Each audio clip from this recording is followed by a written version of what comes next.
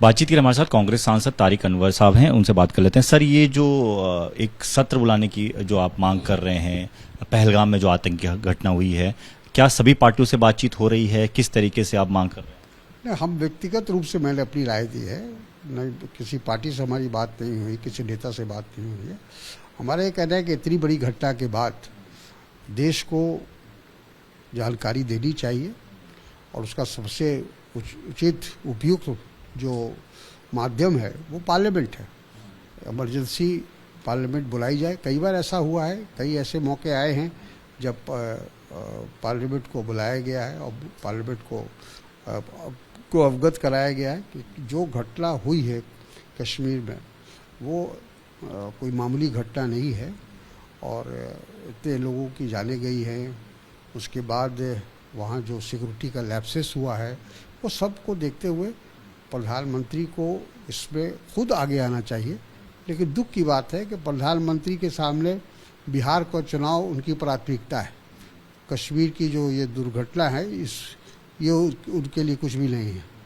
और वो all party meeting हुई, उस ऑल पार्टी मीटिंग में प्रधानमंत्री ने वहाँ उपस्थित होना मुनासिब नहीं समझा।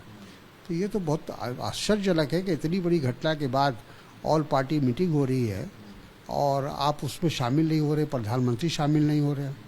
तो इससे ये लगता है कि सरकार जो कुछ बोल रही है वो किसी हद तक उसमें कोई संजीदगी नहीं है। लेकिन सर, दूसरी तरफ बीजेपी कांग्रेस पर सवाल उठा रही है। बीजेपी कह रही है, एक तरफ कांग्रेस पार्टी के नेता कहते हैं कि हम सरकार के साथ हैं, कोई भी एक्शन लो, कोई भी फैसला लो। दूसरी तरफ आप कहते हैं कि प्रधानमंत्री जिस तरीके से आपने जिक्र किया कि वो उनका जो रवैया है वो इस तरीके को नहीं दिखता कि वो कुछ एक्शन लेने की मोड में है। किस तरीके से ये जो अलग अलग आ रहे संबंध?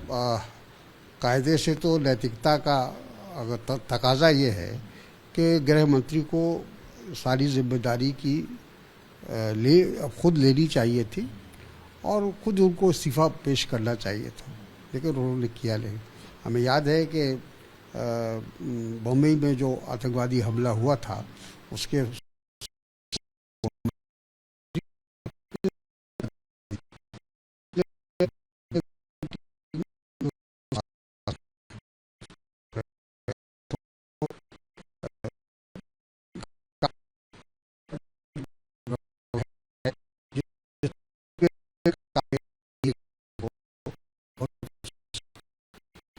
सर, महाराष्ट्र कांग्रेस के वरिष्ठ नेता विधायक हैं विजय वडेट्टीवार, उन्होंने एक बयान दिया, कह रहा है कि कोई भी आतंकवादी जो है वो ऐसा नहीं करता कि किसी से धर्म पूछे। वो उसको कह रहे हैं कि धर्म पूछकर मारा गया होगा। इस पर उन्होंने सवाल। देखिए, उनका क्या मतलब है कहने का हम नहीं जानते, लेकिन एक बात स्पष्ट है कि जिस तरह से आतंकवादियों ने नाम पूछकर हमला किया है, यकीनन वो चाहते हैं कि इस मुल्क के अंदर हिंदू मुसलमान को अलग कर और उसका और ये की भी कोशिश हो सकती है। इसके पीछे उनका भी हाथ हो सकता है, क्योंकि वो जानते हैं कि भारत जब तक एक है, यहाँ यूनिटी है, आपसी तालमेल है, तब तक तो कुछ नहीं होने वाला है। इसलिए पहला काम वो कर रहे हैं कि किसी तरह से यहाँ डिवाइड करने की कोशिश कर रहे हैं। एक तरफ सर कांग्रेस के तमाम बड़े नेता हों, कोई भी हो, ये सवाल खड़े कर रहा है कि सुरक्षा में बड़ी चूक हुई है। दूसरी तरफ शशि थरूर सर वो कह रहे हैं कि किसी भी देश के पास 100% खुफिया जानकारी नहीं हो सकती। ऐसा थरूर साहब की अपनी राय हो सकती है, लेकिन ये तो हकीकत है कि चूक हुई है। नहीं तो इतने लोगों की मौत कैसे होती, उनकी जान कैसे जाती? भाई, ये आँख से जो हम देख रहे हैं उसको हम कैसे स्वीकार कर ले सकते हैं? सबको पता है कि पहलगाम जो है वो सबसे बड़ा टूरिस्ट स्पॉट है और वहाँ हज़ारों की तादाद में लोग जाते हैं और वहाँ आपने कोई व्यवस्था नहीं रखा, कोई इंतज़ाम नहीं रखा, तो इससे बड़ी चूक और क्या हो सकती है? शशि थरूर का बयान इससे उलट उनकी अपनी राय हो सकती है। शुक्रिया सर बातचीत के लिए। कैमरामैन मनीष निहाल के साथ दीपक सिंह रावत, एबीपी न्यूज़, दिल्ली।